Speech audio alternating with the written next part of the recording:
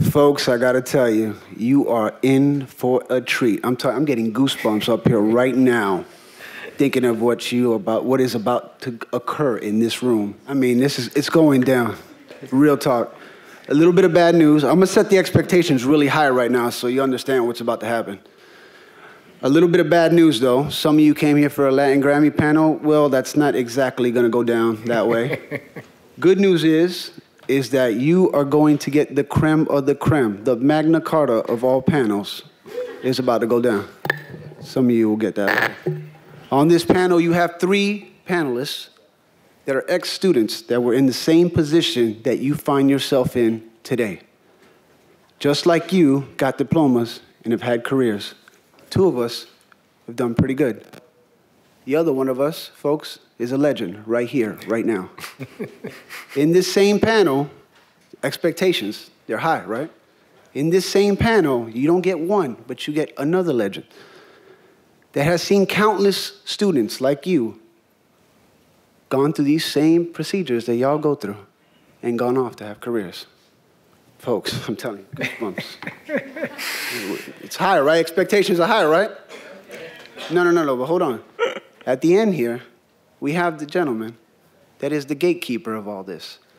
This man embodies what 95% of you will find to be your first contact, and many of you, your last in the industry. Now, you see the expectations I've set. Now, I will tell you, this ain't no joke. It's going down. This is a one-in-a-lifetime opportunity you are getting right now to find out what you can do. The questions you've had, the whispers in your subconscious that have told you, what am I going to do when I get my diploma? What is next? The answer lies amongst this mastermind of 5. No joke. This is serious now. Dead serious. If you ever had a question to ask, today is the day. The questions, the answers that you are looking for are here. But keep this in mind. If the questions are not asked, the answers will not be received. That being said, Juan will start this off. Oh. Don't clap yet. Well, one of the very first questions I have for them is basically what you had to do to get a position in this industry. Especially we have Trevor Fletcher in the corner down there. He's in the Hit Factory. He's the general manager. So I want him to really, what are the requirements for you guys to get a position as an assistant engineer or runner in that company like a Hit Factory? Just before, so you guys know, my name's Sebastian. Hi. Trevor grew up at the Hit Factory, before it was the Hit Factory. How old were you when you first started hanging around the hallways? 5. 5 years old. Yep.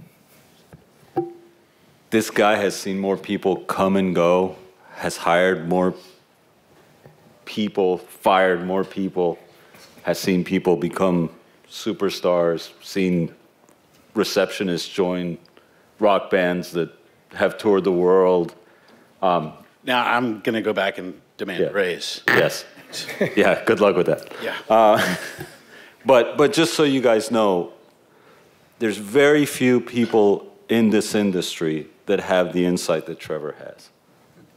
You know, because when you guys get out of here, a lot of you are going to want to try to get a shot from someone exactly like Trevor. And studio managers are all kind of cut from the same cloth. They're like X-ray machines. They can see right through everything and can kind of tell, fortune tellers of, yeah, this person's worthwhile, this person just simply isn't. And speaking of which, I didn't hire Sebastian. He didn't hire me. So I went to work someplace else. So obviously we all make mistakes. He didn't never return my call. Yeah, wow. So, but I did hire the Hit Factory because it's an awesome place. Thanks. All right. There's no simple answer to that question. If I could tell you precisely what I look for, precisely the answers that I want to get when I talk to you, precisely what your resume should look like, then I would be doing myself a disservice because everybody would come in and be answering the same way, would be providing all the same stuff, and it would be that much more difficult to differentiate between the individuals. One of the things that I have to look for in terms of my staff, we've got 27 people and like 7 studios now, but one of the things I have to consider is what each individual that's looking to get into the industry, what they bring to the table that's unique, and then also how that fits in with what my current team is structured like.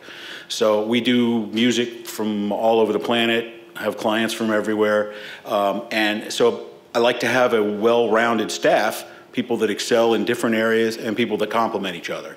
So it's not even about you as an individual. There's a component that there's a consideration that what you as an individual bring to the table that I may be lacking for the other 26 individuals at the studio. So there's no simple game plan. There's no, color by numbers instruction manual. It's about what you as an individual represent and how that's different than the person, guy, girl, whatever, sitting next to you. So the best thing I could tell you is that you're going to be an individual and you need to look inside yourself and determine what your strengths and your weaknesses are.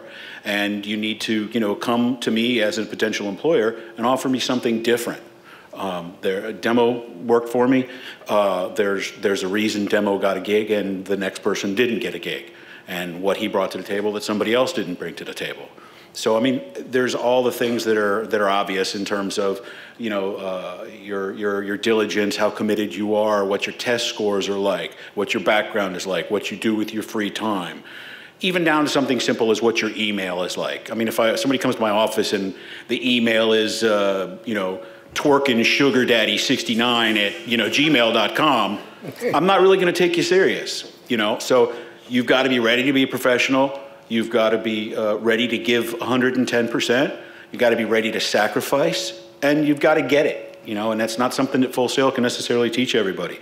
They'll give you all the tools. I have graduates from Full Sails that are idiots, perfectly be frank with you. I've got graduates from Full Sail that are geniuses. One of the best employees I ever hired came from a company that doesn't even have a school that doesn't even have a program anymore.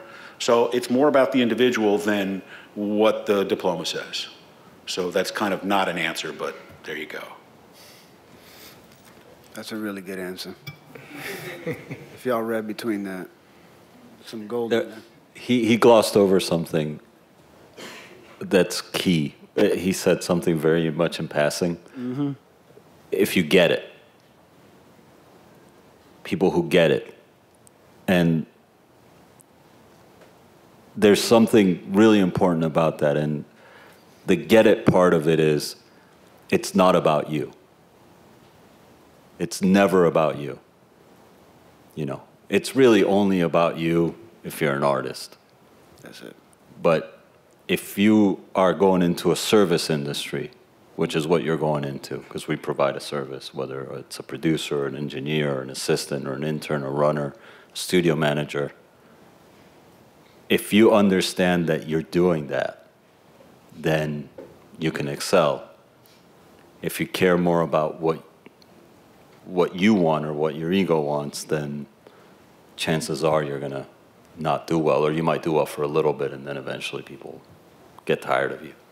The industry has a way of weeding people out like that.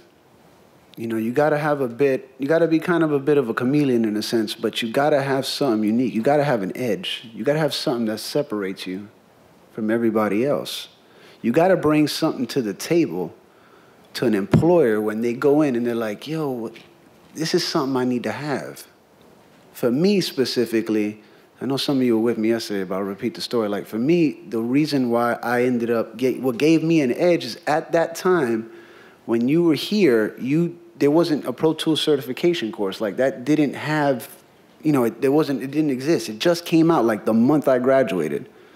So, I happened to find out, and I was like, oh, snap, no one else is going to have this. So I went and did it, and it's funny because he asked me in the interview, he's just like, yo, what are you in Pro Tools? Like, from 1 to 10. I was like, well, I'm a 7 now, but I'm going to be like an 11 next week. He's like, what, you trying to be funny? And I was like, no, look, I'm taking this course. He didn't even know about it. So it gave me an edge. So every one of you has to find something that gives you an edge. Without that, I mean, you're just another resume sitting on a desk. So that's what you got to do. You got to find something that's going to separate you. It could be the littlest thing. Something as simple as just your email address. I mean, something. Y'all special in one way. You just got to figure out what it is. And once you get it, off to the races. And you guys got to have an incredible amount of commitment and passion for this. You got to live, eat, sleep, breathe, all this stuff. Every time, even when you're tired, is when you got to go extra hard. I've had the pleasure of working with both of these gentlemen to my left, and Demo and Juan, we have probably worked with many, many countless mutual clients, producers, or whatever. But I remember a time I was assisting Sebastian. We were doing a demo for an artist, I can't remember right now, female group. And assisting Sebastian, you really got to be on top of your game, like flawless. Oh, yeah. So, I mean, I always took my job seriously. You know, I think myself as being a great assistant. And I remember doing this. It was a quick mix. You know, he threw down a rough mix in like 3 hours. We were on an SSL that didn't have any kind of snapshot automation. So what I did is just, you know, real quickly, just do what Sebastian likes to do. It's a rough mix. It's a demo. Didn't think it was going anywhere. But I think, I don't know how long later, that ended up being a Ricky Martin song. And I remember getting a call from Sebastian like, did you do a recall? I'm like, what song? Blah, blah, blah. I'm like, yes, I did. He's like, great, because we're going to recall that and we're going to use it for Ricky Martin, and the producer loved it. And, you know, it's one of those things that at every given moment, you really got to go extra, extra hard, because you never know when opportunities are going to come your way. He was talking about Pro Tools certification. When I came through here, 97, you didn't get that. And when I stepped out into the industry, we were still on digital dash machines. But we had just been taught a little bit of Pro Tools. And I remember I was at the studio and we started seeing, you know, more clients ask for Pro Tools. And my only shot to get actual engineering was that I had a little bit of knowledge of working Pro Tools.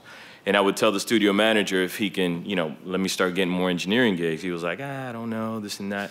I took an initiative to go ahead, save some money, go up to New York, take a Pro Tools certification class, just so he can see I'm serious. And I think that was like my first engineering gig, like a month after that, and it was like engineering for A.B. Quintanilla and the Cumbia Kings. And the only reason I got that gig is just because, you know, I had that Pro Tools certification.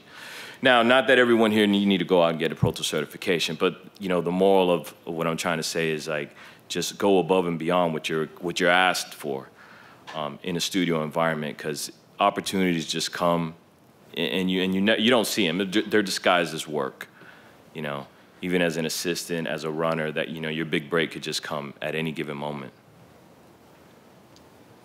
Okay, so you see these guys have a big knowledge and actually had done a lot of work. Myself, I can go back to the 80s, so the technology was a totally different ballgame. But still, recording is a lot of fun, and you have to have a passion, how he said, to do your job and actually enjoy what you're doing. You're going to find a lot of problems. I mean, you're there to resolve a lot of headaches in a way, but that's our job, and that's one of the satisfaction you will get at the end of the project. Now, from that point on, artists is a lot of responsibility from you guys to be on a console taking the producer's advice, because obviously you still have a producer. You cannot just do what you want to do. You have to follow instructions, and that's a key part to understand being in a room with a few people and they're actually doing their job. They're producing and you are helping them to finish a product. There's a lot of taste involved. There's a lot of technology involved in the sense you have to understand a lot of things of how things works, but at the same time, you have to have a heart, a passion for it. The more you get it, the easier it's going to be, to the point that in my world, I don't see this as a job. It's a lot of fun to be in a studio and working with great musicians, working even with yourself, and at the end of the day, it's the best gratification that you will have. I want to ask a question to actually the producers that are in the panel in a way that how much time they spend choosing the songs and actually where do they start? How deep they get in the production before they can really go to the studio and start laying your tracks down. If Sebastian will give me that opportunity, because obviously Sebastian Krys is one of the top-notch producers, and actually got a few Grammys in the Latin Grammys and in the American Grammys about best productions, best engineering album. So actually he got a big chart of winning Grammys in this business. Please, Sebastian, can you? Well, it's a hard question. I mean, this is a business of songs. Period. Everything that we do goes back to one thing, and that's a song. If you're a film student, are there any film students here? Okay. If you're a film student, it's a business of scripts. It's all about the story. And to go back to what these guys were talking about,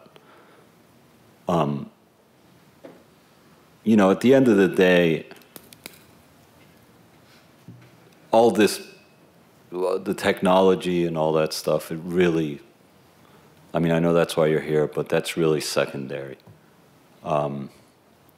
Technology changes, things come and go, they go out of style, they come back into style. It's like everything's got to be in the box, everything's got to be tubes, everything, you know, it doesn't matter. What matters are emotions. And if you understand, if you want to be a producer, and I say want to be a producer because I'm still learning how to be a producer. You know, I certainly didn't leave school thinking I was a producer. There's a lot of people now that like, I'm a producer. I've met like 3 producers in my life, and one of them was Quincy Jones and the other one was Phil Ramone. Yeah. And there's very few people that I would give that title to. If you want to be a producer, you need to understand people. And you need to understand that music is at its core a form of communication. And if you're trying to communicate, you can't just be communicating with yourself. Again, going back to the idea that it's not about you. Every time I sit down and listen to songs for an album, you know, if I'm working with like a singer-songwriter or a band, they play you a bunch of songs and they play you what you think you want to hear. And then you go like, wow, yeah, that's really cool. Now, play me the other songs. And they go, well, what do you mean the other songs? And they go, well, you know, the one you wrote about, you know, your dog getting run over, or, you know, or like the real, you know, like not this stuff that you think people want to hear, like what really is going on in your life. And they always have it. There's always the stuff that they wrote at 3 o'clock in the morning, and, you know.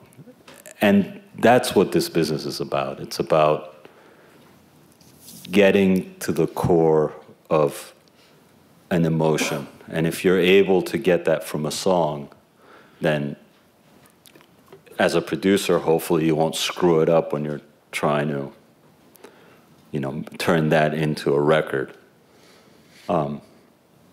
But as far as choosing songs, it takes forever. It's the longest, hardest process of a record. I just did an album that we finished January 18th and probably listened to a good maybe 300 songs to pick the 12 that are on the record. And, you know, it was, and it's very frustrating for artists because, you know, artists are fine, like, oh, we got the single, let's, you know. And the way you get to a higher level is you treat everything as the single, and you treat everything as this is the record. And unfortunately, not a lot of people do that. And there's also this other really bad thing that's going on, that everybody's a writer now. Everybody's not a writer. Real writers are really tortured souls. I mean, period. They have something to say. They have to get it out. They're generally just tortured. They can't, you know, they can't be with themselves. And if you show me a really well-balanced, happy writer, and I'll show you somebody who can't write. You know, unless they write really happy, balanced songs, you know. But, I mean, even, you know, I don't know if this isn't the right crowd for it, but if you read, like, James Taylor's autobiography, I mean, he went through some heavy stuff. And he wrote some pretty happy songs, but even that guy, who's an incredibly great songwriter and wrote some beautiful, uplifting music, he didn't have an easy life. So, anyway. So the answer to your question is a long time, and you're never done.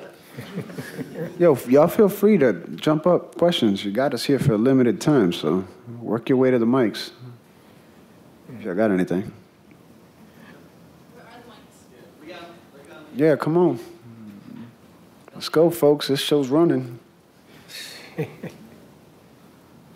you guys doing? How are you? We're good. What would be the right way to approach a publisher as a writer? You guys know that? Why would you want to approach a publisher? To get my music out there? To start somewhere? Want to take this one? Demo. Well, contacting a publisher. Well, there's a couple of things. Publishers tend to have events that they have annually. ASCAP is having one coming up. Some of the other publishers have these events that you can go, sign up. It's kind of like going to AES, NAMM. It's a good way to go meet with the writers. A lot of the executives are there. You can try to contact them directly, but like anything in life, it's better to have a personal connection some way or another. So if you go and try to call them, you're probably not going to get a call back. However, if you have the money and you can hire a very powerful attorney with the right connections, that is your connection. Assuming, of course, your songs aren't crap. Yeah, I'm assuming already that you have something that the publisher is going to hear, so I'm not even going to entertain that you might not have it. So those two ways can work, and if you're worried about getting your music out, you can do it digitally at a more cost-effective way and control it more. Things like TuneCore and some of these other companies can work quite well for you if you're trying to put your music out. Hope that answers it. Yeah, and remember, publishers are generally just collection agencies. The publishing business is probably the oldest business in the music business, and they make, you know, like a company like Warner Chappell, you know, they own Happy Birthday. So every year they're guaranteed. Yeah. Using a publisher. Like they're not as hungry as other Correct. So parts of the business. would that make you an independent artist? Well, are you trying to be an artist or a songwriter? I mean, independent songwriter. An independent songwriter, sure. So you're not an artist, you're just a songwriter, so you're just trying to get your songs out to whatever jingles, television, and other artists, right? Collaborate. Yeah. Okay. Right, with other people. But I think that's dead on. Like the PROs, like BMI, ASCAP, CSAC, those are great places to start. Because they don't have a horse in the race. The more songs that are out there, the more money they make. Right. Yeah. Man, just shoot it out. Hold on, wait. Grab the mic. Go for it. I want to make sure everybody hears the question. All right. Pass the mic to this gentleman right here, please. Mike? All right, Sebastian, my name's Dylan. I have a question. You said about the singles that artists don't treat, you know, every song on a record as a single. Not all artists, but some. Okay, some of the artists. I was wondering, why do they, like, go that route? Like, every song is not a single. Like, they treat some songs might be, they don't put too much time in it. Like, do you have an idea why? Well, it depends on the kind of artist, honestly. I mean, some artists are hit-driven artists, and they're looking for that hit. Some artists, you know, they, like rock bands, you know, they have their fan base and they put out an album and it's more about the entire work and not really driven by radio. It's driven more by other things. It's difficult to find great music. It's just hard. It's not, you know, it's not easy to make great, timeless music. And a lot of times, and I don't know if this happens to you, Demo, or Tony, but there's just something that happens when you're in the presence of a great song. And if we had the formula, like if I had the formula, then everything I would do would be a smash. But I don't. None of us do. None of us do. But all of a sudden, something special happens, and that's it. It's, you know, it's magic. I mean, it's corny, but it's true. You know, and sometimes there's a great song, and it's not for the artist that cut it. And it becomes a hit later on because somebody else recut it. You know, so there's too many factors. I was, just to change speeds a little bit, and this is something I try to tell guys in every panel, is how many of you are looking for a job when you get out of here? Some of you aren't going to look for jobs? Okay, just checking.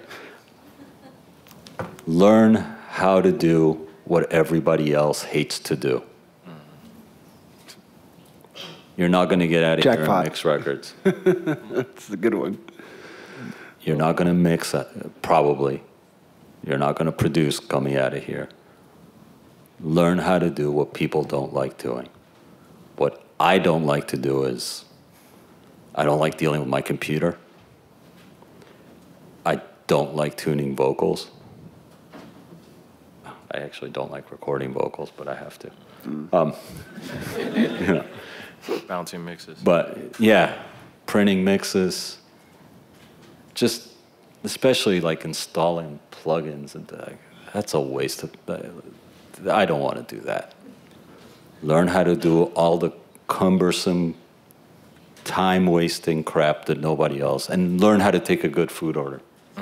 If I can't trust you with my food order, I can't trust you with my music. Simple. I mean, I know it sounds kind of trivial, but You're laughing. It's true. And if you can't get a food order right, you got no business pushing 100 buttons. My facility is a big, famous, world-famous, expensive, fancy facility, but basically when it comes right down to it, we're a 5-star hotel. We just happen to make music. It's all about the service industry. So I don't have people come in and say, oh, gee, I don't like the tuning on the mains in this room. People call me and say, my taco salad had too much dressing on. I can't possibly eat this. I don't know if I can work. That's the kind of crap we deal with, but it's important. So got to see big picture. That actually got me a gig, this customer service thing. At the studio I started at, Crescent Moon, one of the first things you need to learn how to make is Cuban coffee. They got this one called, it's a cortadito, which is basically a mini cappuccino. And you have to master that. Like that's what you need to learn to do before, you know, you start navigating through the studios. And I remember I was an assistant on it was an Arista artist. And, you know, I came in with my, you know, my cappuccino, my cortadito and looking sharp and handed it to the client. She loved it. They were recording an album, whatever, didn't go nowhere. But later on, 8 years later, this artist went to marry super producer Rodney Jerkins. And when I was out in LA, you know, I just reached out to her and said, hey, you know, what's up? I'm in LA. And she was like, oh, yeah, cortadito. I'm like, oh, yeah. And she's like, come on down. You should meet Rodney. Immediately started working with Rodney because of a coffee. Started mixing Janet Jackson, mixing 3 6 Mafia. Anything Rodney related, if you guys keep up, you know, he stays pretty current. But it's because I did my cortadito right, you know. I had that down. It wasn't because I knew how to EQ the kick drum right when I was an assistant or I was compressing the snare the proper way. You know, it was just taking care of my clients and making sure they needed, you know, if they want like that, you know, I just gave it to them. Yeah, I got mine like that. I literally memorized the clients I was working at. I memorized their food patterns I memorized what they like. If I didn't work with them, it was the first time I worked with them, I talked to the other assistant and be like, yo, so what do they like? What do they eat? You know, we document everything. So you can literally go back, see a session report and be like, yo, they ordered this, this, and this on that day. I had their food. I mean, they thought I was like a mentalist for a while. Like, yo, this dude is like reading our mind. Like, yo, I was just thinking chicken, and like the chicken is here. Like, yo, what the like, yeah, no. I mean, they didn't know, but yo, it got me gigs. I remember Demo assisting me on a record, and he was in the back of the room, like paying some bills. I'll never forget this. And I'm a pain in the ass to work for, bar none. I'm a pain in the ass. I work really fast, and if it's not right, and I'm always in a bad mood. So I look like I'm in a bad mood. Inside, I'm very happy. Except if there's hockey. Yeah. But I would be like, Demo, we got to do it. And he's like, it's done. What do you mean it's done? He was always 2 steps ahead of anything that I was asking for. And, you know, it was really no surprise, you know, I think to any of us when his career started taking off. Because that's the name of the game when you're an intern, an assistant, an engineer, or a producer, is anticipate what's going to happen. Like, you never be prepared. You never want to get caught with your pants down. You never want to get caught unprepared. You always want to be a step ahead of the artist. You know, and it's because at the end of the day, if you don't create that environment for artists, whether that artist is a producer who's trying to produce a track or an artist doing their art, if you're in the way of their creativity, you're no good to them, and you will be replaced. And I don't care how many Grammys or credits or whatever you have, if you're not doing that job, you're gone. You know, your job is to create, like he said, it's a 5-star hotel, create an environment for people to create. You set up the vibe. Then that has to do with your personality as well, which is one of the reasons that Demo got his first opportunity. It had to do with his personality. It doesn't matter if you can, you know, EQ the hell out of a kick drum or, you know, signal pass for a 9000J or anything else. You can teach a monkey to push buttons, but you can't teach a monkey to have a good attitude and to have a good personality. I'll tell you a story. I had a guy, we'll call him Frank. He was one of my techs at the studio. And Frank was a great guy. Everybody liked Frank. He had a good personality, but Frank couldn't fix a damn thing. But everybody liked Frank. Go into a session and the console would be on fire or something and they would call maintenance. Frank would come in, hey, I got this, no problem. You know, I've seen this before. You know, you go have some coffee or whatever, give me half an hour, we'll have this together. The client felt good. The client felt empowered. The client felt he was being taken care of. The client felt that he had confidence in it. Frank was on the job. It was great. Client would walk the room and Frank would go, I don't know what's going on. And then would figure out how to solve the problem, would call in the people, the other techs, the resources, they would deal with it, they would fix the problem, they came back in, client walked back in the room and go, man, Frank's the guy. So, moral of the story is, if you're the guy or you're the girl and you create an atmosphere of confidence, you can anticipate what the engineer, the producer, the client is gonna need, and you stay out of the way of the productive flow, that actually complements the productive flow of the session, then you're invaluable. If you don't do that, you're replaceable. Question? Somebody? Oh, snap, we got a couple. Okay, go ahead, young lady. Hello? Oh, it's on. Okay. I want to go into stage management and production. I want to ask, what is it like to work with a crowd as big as the Latin Grammys? I hand this over to Sebastian. Produce the Grammy show? No, I've worked on producing segments for it, but yeah, I have too. My answer, I don't think about, like, there's so many moving parts to production of that magnitude. I'll tell you, I won't name the artist, but I produced a segment on one of the shows that was in New York. 5 minutes before airtime, we get a phone call from one of the artists, says he's not going because he wants to present an award, and if he doesn't present an award, he's not going to sing. Script is written, you're not presenting an award, so he doesn't show up. So we ask another artist to step in. He steps in, great. 20 minutes before we hit the stage, another artist left because her dressing room was too far away from the stage, and she found it offensive that she had to walk that long. It's Madison Square Garden. It's a mess. Egos. So I start looking at the audience. I call a producer friend of mine who happened to be with an artist. I said, listen, get her backstage. I play her the arrangement, 10 minutes before they go on stage. And this girl who was just there attending the show, all of a sudden singing on it. Crazy. Now, there were 4 people in that production. 2 people never came to rehearsals, which were the 2 people that ended up dropping out. 1 guy was there the entire time. That guy had won a Grammy earlier in the day, started partying.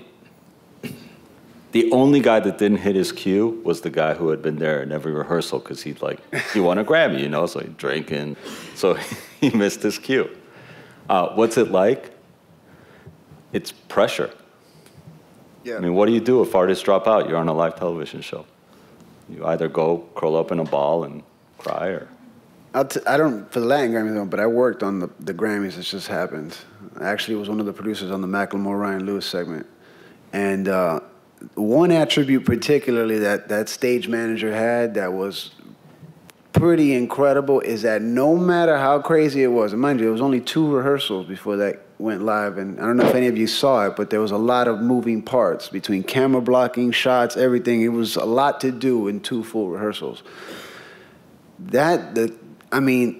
The one attribute I remember, because everybody else was in a panic. You got a superstar, you got all this other stuff going on, and he was just calm, cool, and he might have been freaking out inside, but he didn't let us show it, and it really, really, really set the tone for the other artists that were on that performance.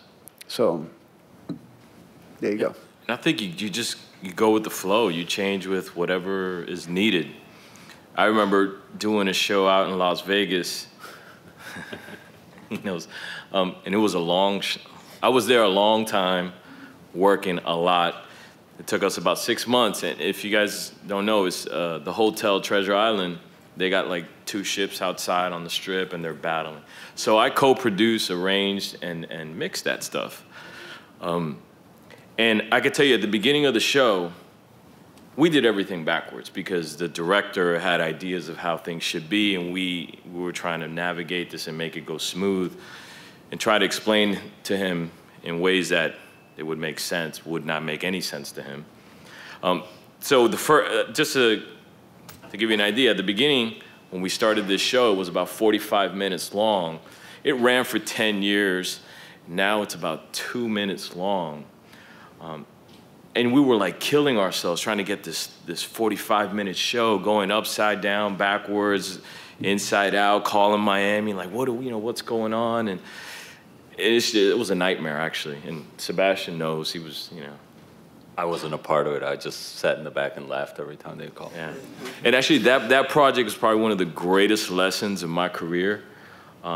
Sebastian said something earlier. It's not about you. I was very young. I was about 26 years old, a little over 10 years ago, and I was really making it about me, and I deserve this and that, and he had to pull me over to the side and said, "This is not about you." Reoccurring. Like, who cuts your check? Yeah, reoccurring. Mr. Estefan does. So you got to give Mr. Estefan what he wants. And, everything with your creative vision, but at the same time, you have to meet the needs to your client. And I won't go too deep into that because that'd become story time. Yeah. But you just roll with the punches. Hope that answers your question. Okay. Well, this gentleman right here with the microphone. Hello. Hey. Yeah. Thank you guys for coming in today. Appreciate your time. Speak up a little bit, boss. I said thank you for coming in today. I appreciate your time. I'm an aspiring mix engineer. I really want to get to the big time with my mixing. I was wondering, what are some of your approaches to mixing, and some of your workflows? Maybe states of mind when you're working on a mix. For me, Actually, Dylan, let me jump in here for a second, and I'll ask you guys in terms of your professional transition to being at the point where you could call yourself a mix engineer. What's your take on when somebody, a student, hasn't graduated school or whatever, says, I'm an aspiring mix engineer? Not, I want to be a recording engineer and I'd like to focus specifically on mixing at that stage of my career where I have the basis with which to build upon. But what's your thought process of someone who just says, I want to be a mix engineer, as opposed to the underlying foundation and principles that go into that? Yeah, I'll tell you. I mean, you're ambitious. I give you that. You got big goals because it takes a while to get up there. I mean, it says, they say it takes about 10,000 hours to master something. Mixing particularly is, you have to minimum have that in order to really, really get a grasp of what it is, because it's so in depth, that process. Luckily for me, I just took it one step at a time. I was like, I just want to get hired first and be an intern. Luckily for me, the Hit Factory paid, so it was even better. And then from there, it was like, all right, the next step is I just want to get to the assistant platform.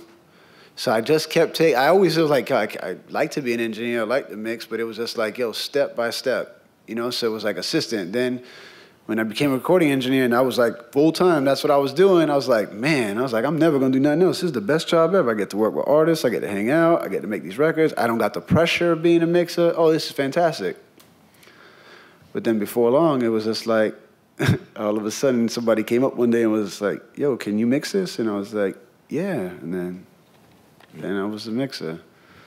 And then before long, it was just like, yo, can you produce this? And then next thing you know, you're a producer. So there was an evolution, you know what I'm saying? It takes a long time, man. You got to put a lot into your craft. And there's a lot of steps. Like, I wish I could just tell you, yo, you're going to go through that door. And when you go through that door, you're going to be where you want to be at. It just doesn't work like that, man. It doesn't work like that. I mean, the road to get those opportunities, there's so many things that have to happen and so many places you have to be at for those things to happen. I mean, you just have to keep going on that path and work your way to that. It's great to be able to say, yo, I'm going to be a mixer. Yeah, that's fantastic. I want to be president of the United States, but, there's a process to that. So it takes time. You got to work your way up to that. So it's great you have big goals and dreams, man, but, start planning that out a little bit. And to echo all of this, I think my goal was simple. I wanted to make a living in the music business. Period. And then once and it was the same like them, I got to get into a studio. I got to get myself into a situation where once I'm in, I don't care what I'm doing. I just got to get in. Once I'm in, who knows what's going to happen. And then it became like, simply, I just want to do a little better next year than I did this year. I want to make a little bit more money. I want to, have maybe work on a little cooler stuff, whatever. Yeah. But it wasn't like I want to win a Grammy. Like that was never in the radar, or get a gold record or have a hit or any of that. It was, I just want to make a living. The other thing to consider is I turned down a lot of work when I was coming up. Like I would get what looks like an opportunity. It's like there's this lyric to a song that says, looks like a luxury but feels like a disease. Opportunities don't come the way you think they come. Sometimes something's presented to you and it looks like an opportunity, but you're not ready for that. And you got to know what you're ready for. Because if you take an opportunity or what looks like one and you crash and burn, you may not get that again. But if you are patient with your evolution as a professional, you will get there. And when you get there, you'll be prepared. One of the things that I always tried, at least with my assistants, was, I really tried to tell them, like, listen, you're good. Don't rush it. Just keep getting better. And once you get to that place where you might have an opportunity to be a recording engineer or to be an assistant or to be a mixer, you'll be ready. What I did was in my free time, and I didn't have a lot of free time, but in my free time, I did a lot of free records. I worked with local bands and I honed my craft while I was assisting. And it was free, so people couldn't really complain about the quality, you know. But I would find bands, I'd go out to clubs, find bands, hey, can I record you? You know, or hey, can you let me mix this stuff? And I would record and mix stuff anywhere because I knew I wasn't a mixer and I knew I wasn't a recording engineer. And it was my way to try to apply some of the things that I saw in the studio. And, you know, and we were talking about this last night. One of the things is you might get an internship, you might become an assistant, but until you start like actually recording for money or mixing for money, like I remember thinking to myself, I don't know if I'm any good. Because you just don't know. I'm still learning. You know, because there are levels. Like, there's like Al Schmidt, and then there's everybody else. It's everybody else. You know. They still the king since I remember. I can go back 30, 40 years. And this is one of those businesses, and no matter how long it is, you're still learning on a daily basis. Mixing, in my understanding, is an art. You have to have taste and have a vision of what the sound is. There's no such thing that this sounds better than that one, because at the end, you put it in front of 5 people, and everybody will give you a different opinion. So it's an opinion-based business, so you have to have some heart on it and trust yourselves, because that's the only way. That is right or wrong, then who decide that? Not me, the public. Actually, the markets that you're dealing with, because obviously at the end, it's not your project. Even that all these producers, they're producing, but at the end, their goal is to sell records. It's not to just have the prayer, I did this album. That's something you can put in a closet.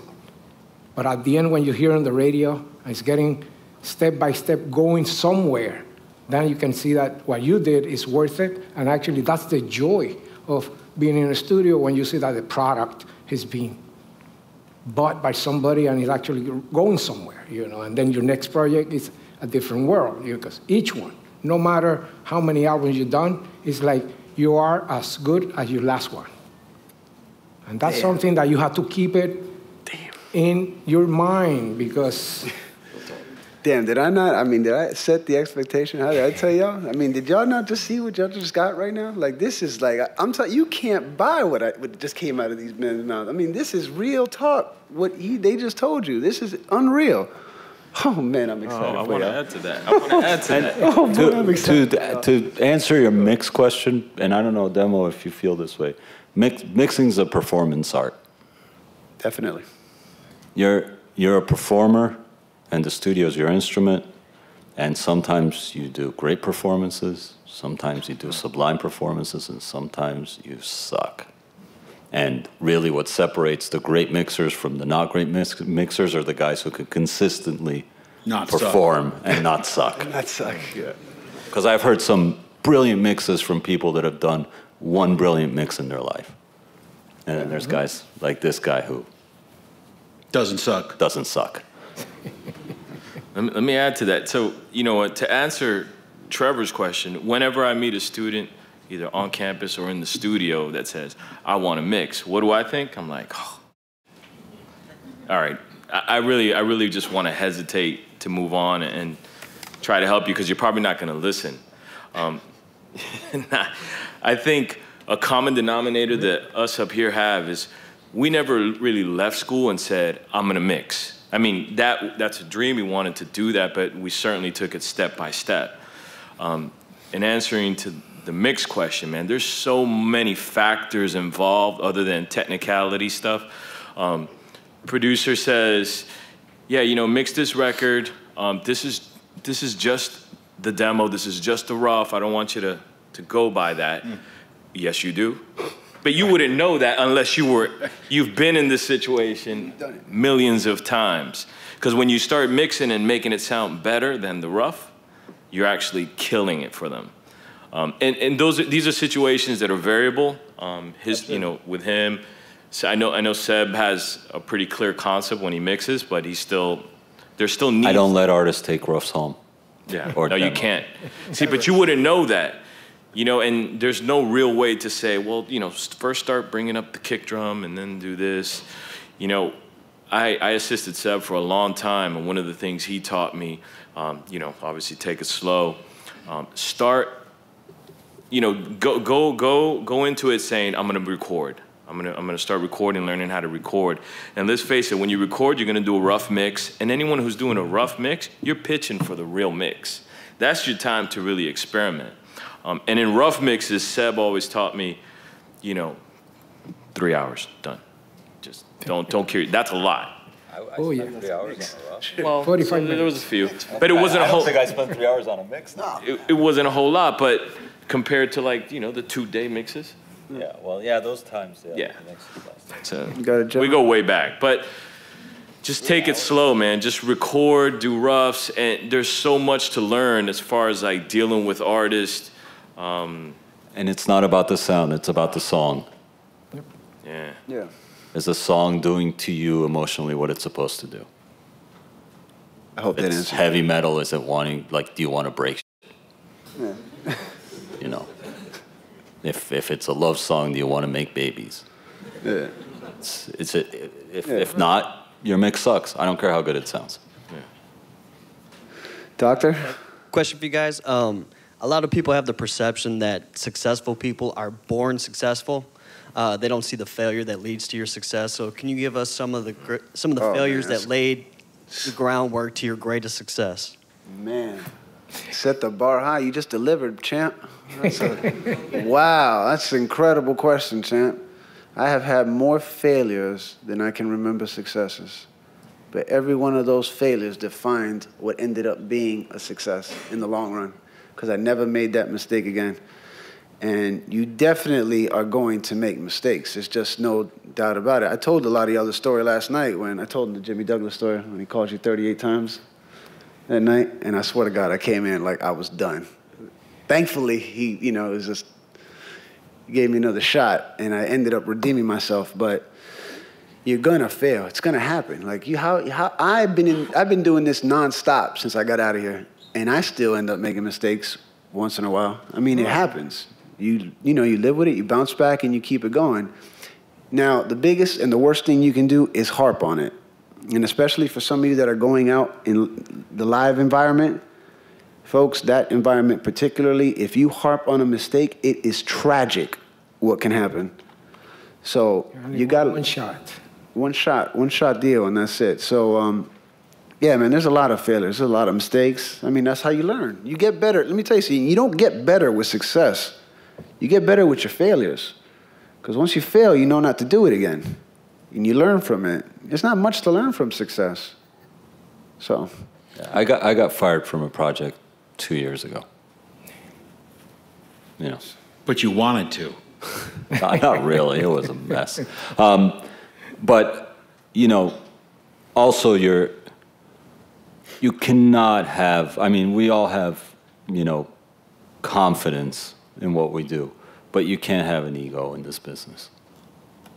I just got a project which I finalized yesterday, and I know that I was the fourth choice.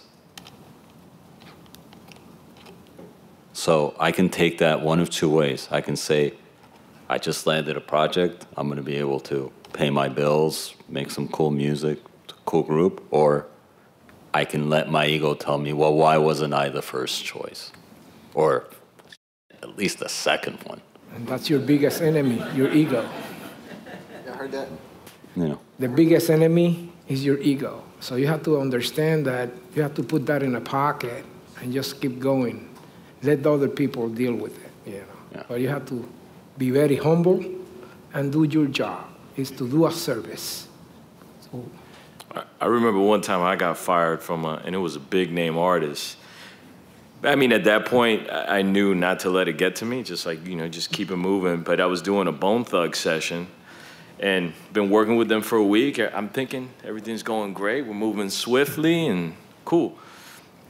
How I find out I got fired is I show up and there's an engineer in the chair. And I'm like, yo, so you know, let me get in there. And then the assistant is like, they didn't, you know, they told me that he's the engineer. I was like, whew. And then, so whatever, I talked to the manager, and it was Bone Thugs, one of their reunion, I think Flesh just got out of jail, so he's coming back and he's doing a reunion. And there was so many different energies happening within the group that, you know, I had, Crazy. Crazy was like, he's great, I had no problem. Wish was cool. Lazy was, you know, there was some issues there with the label, but it wasn't anything I did.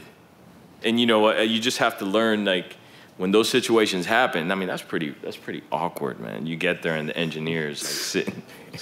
No one tells you anything. You've been working on that project, you know, slaving 18-hour days, and then you just get there. I mean, now you find out through Twitter. But just keep it moving, folks. And there are no failures. You know, just learn. Next time you make it better or you figure it out. Yeah. Hi, my name's Nestor. And do you focus on adding value in your work? Oh, yeah. Sebastian? Who's on first? Absolutely. I mean, you get hired for one job. You know, if you get hired for a producer, you will be producer, babysitter. I mean, chef, I don't know if house sitting, personal assistant, taking care of dogs while artists go to Disney World, psychiatrist, babysitter. Yeah, added value. Chef. So it's much more important what happens professionally than than the goal trying to be reached. I mean, it's the journey. Yeah, it's a journey, man. I mean, it's part of the adventure. You know what I'm saying? The goal is just the end game. You know what I'm saying? Everything else in between is just a journey there. So it's kind of just go with it, man. Just go with the punches. Just keep it moving. That kind of answer your question a little bit? Yeah, and honestly, after you've been doing this for a long time, the music, it becomes secondary.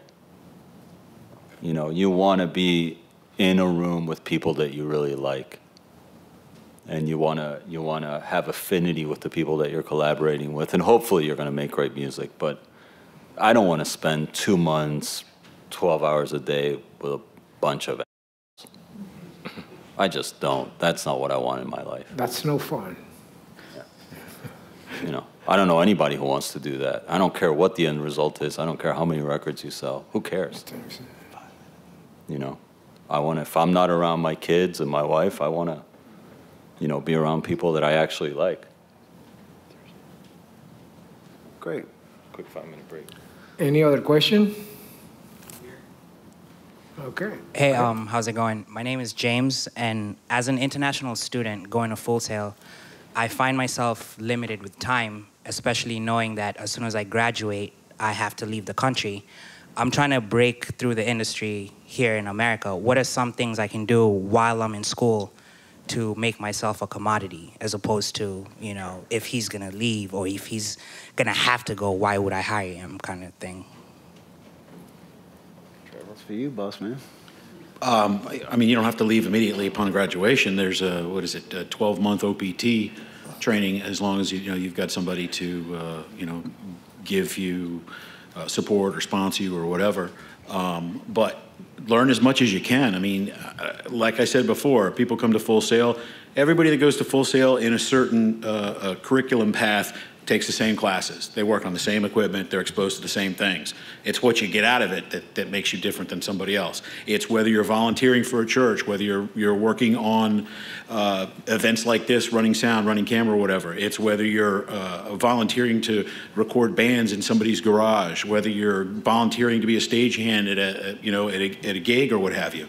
So the more things you can do concurrent with going to school, obviously do better at school than the guy next to you or girl next to you. All of those things come into play.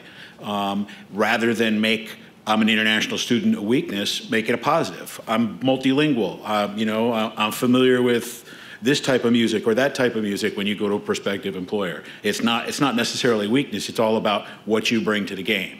For instance, if I'm looking, and we'll extrapolate towards somebody that's graduated, specifically Sebastian. If you're looking to hire a producer, Sebastian has a skill set that includes a tremendous ability for budgeting, for structuring, for coordinating players and times, and who goes best with what type of music, or this person is great to play this part, this guy's a clown, I'm gonna hire this person, different things like that. So he has a certain skill set, whereas if you hire another producer, the other producer may only be able to excel at one or two, three of those points, whereas he has the ability to do a large number of things, which goes back to adding value. So when you hire Sebastian, you get a wide range of skill sets. When I hire you as an assistant engineer, as a runner, whatever, the more skill sets that you have, the more experience and diversity you have, more languages you speak, whatever, all of those things make you a more valuable commodity than the person next to you, regardless of whether you're from Colombia or Paraguay or Hong Kong. It doesn't matter. And I think also, because I've dealt a lot with that and with issues of immigration and assistants of mine, and I think what Trevor said is don't just go to school. That's number one. Number two, get involved with every organization you can get involved with that you have access to, like PROs, ASCAPs, BMIs, those kinds of organizations, like Grammy U. Like all these places become resources that can help you. And in the end, also, you have to sort of have a little bit of faith and trust the path. When I graduated Full Sail, 2 weeks before I graduated, my plan was to either go to New York or LA upon graduation. My dad had a heart attack 2 weeks before I graduated. So the plan became, I have to go home to Miami, move back home, help take care of my dad, all that kind of stuff. I didn't choose that. It chose me. I wasn't looking to get into the Latin music industry. I was in a punk band, wanted to work on punk records. Next thing I know, I'm at Crescent Moon and I'm in the Latin music world. But again, my goal was I just want to make a living, so I achieved that. But if things don't work out and you have to go back to wherever you have to go to, it's just part of the journey. It's you look at an artist like Lord. I mean, it doesn't get any more remote than New Zealand. That's where hobbits live. It's not the center of the music industry. So, in today's world, is it really, yeah, it's good to be in a center. It's good to be in, where things are going on, but it's not the end-all be-all anymore. So, do what you can while you're here. If you can stay here, great. My current assistant is an international student, and he just worked the system and figured out a way to, get his work visa. But he started, 6 months before he graduated, just trying to, speaking to attorneys and trying to figure out, okay, how can I go about doing this and turning my student visa into a work visa. And, it expires in a couple of years, but I think he'll be able to. He's gotten in enough where he'll be able to extend that, so. Nobody's going to do it for you. Hi, my name is Kat. I major in music business, and you said, Mr. Sebastian? Yes. You said that you don't let artists take rough drafts home, and I was kind of wondering why. I work a lot with Ian Kenny Productions, and I always hassle him, and I'm like, please let me take the rough draft home. Like, I feel like it bursts creativity. There's a disease called demoitis. And people take it, when you listen to something, and artists tend to listen to, while they're working on stuff, they tend to listen to it obsessively. and it starts sounding right. And since it starts sounding right, then when you make it sound quote unquote right, it sounds wrong to them. So I can't always do it. Sometimes I have no choice but to make roughs. Just make them sound really bad. Yeah, I worked with a very famous producer who the assistants thought that he was using them because he had confidence in them. And really his whole approach was, I'm gonna let the assistant, not the engineer, but the assistant do the rough because I know it will sound so bad. That anything I do is better. Yeah, that the artist will never refer back to that. He'll come back and go like, this sounds like garbage. Why, it's like, well, then we shouldn't take roughs home. So he would get the assistants to do them. And that applies all the way up the food chain to presidents of labels. Yeah. Will develop the same thing. I mean, they'll spend millions of dollars working on a project or whatever, and, well, it just doesn't sound like the demo. And it happens all the time. Yeah, so it's not anything, it's not anything negative. I just think it's human nature. It's your ear becomes accustomed to whatever you've been listening to. So any change from that is really not an improvement. Even if it quote unquote is, but like Juan said, it's all perception in this business. So I prefer not to let people take it just so we can get it right when we have to get it right. That way you don't get vicious with what you're hearing, because actually you can do a rough mix and excuse me, and might sound cool, but then when you sit down and mix it, for some reason, might sound worse. Not that sounds worse, but actually you still like the rough mix. And there's a lot of people that actually trust the rough mix more. And that's one thing I learned in my experience. I've been mixing over really 40 years in this industry. Since the 70s, I've been working in different projects. And there are moments that the rough mix I do sounds better than the final mix. Not because that's nature of systems, because your mood, the day, how you're feeling that day, actually, believe it or not, affects your mixing. So you have to be aware that everything affects. If you're in good mood today, you might have a killer mix and you might do it in 15 minutes. While you spend 3 hours mixing a song, and at the end of the day, you might not even like it. So it's a very emotional thing and something that you have to be prepared to be able to accomplish. And then at the end, who has to like it? The client, not me. So one thing I learned in this industry is I might love the way it sounded, but my client, that is actually, I'm doing a service for him, doesn't move it. And sometimes I do something very quick. I don't like it, but they love it. Who's right? They're paying the bill. So he's right. I don't care. All the technology and all the wisdom, but at the end, he's right, I'm wrong. I remember being in the middle of a mix for a big artist, and I loved how it was sounding. She walked in and just killed it. And before we changed everything, I just said, okay, let me just listen to it one more time. I listened to it one more time, the version that I loved. And then it's like, all right, that's done. Let's get it right for her. No. Again, there's nothing that you not about you. Yeah. Final question back here. Hi, this question is mainly directed to you, Trevor, but the other members, if you can, please chime in as well. I'd appreciate it. Trevor, you've pretty much been working in this industry back before the majority of the people in this room were even born. Thanks for that. Is there something that you see that is missing from the individuals that came out in the industry back in the day against those that are coming out nowadays? Is there something that is key that they're missing?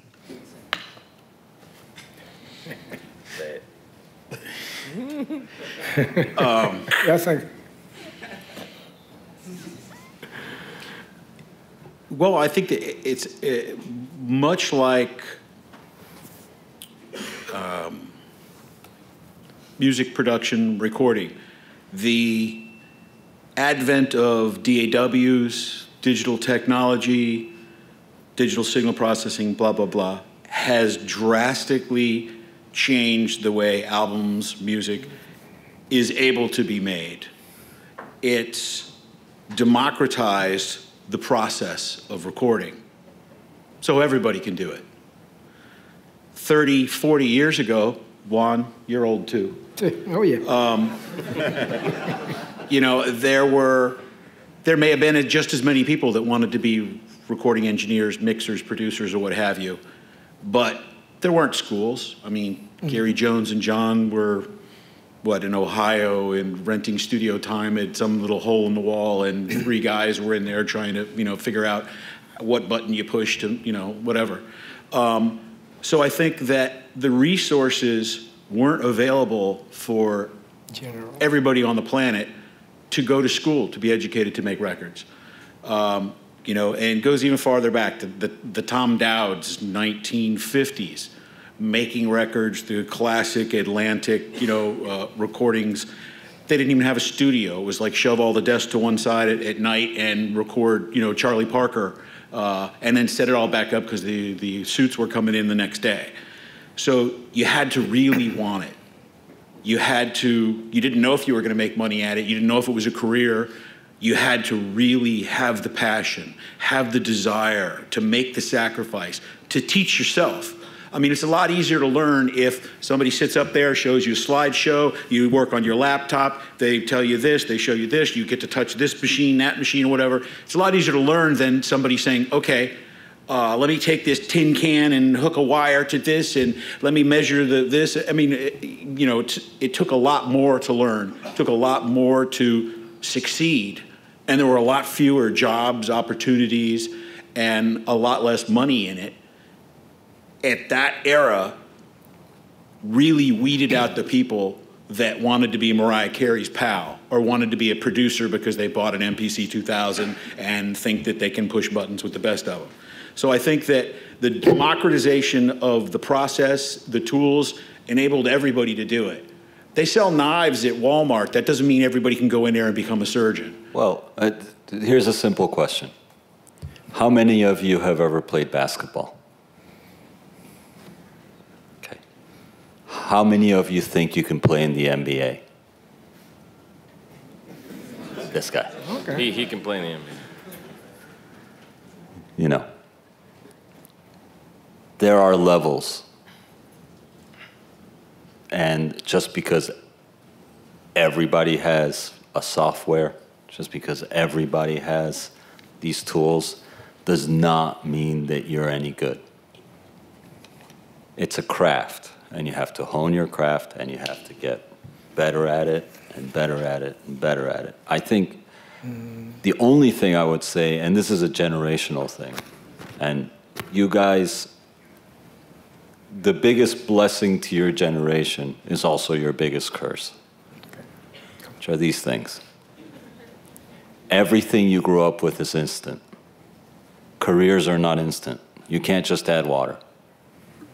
When you come through a school, you're entitled to an education.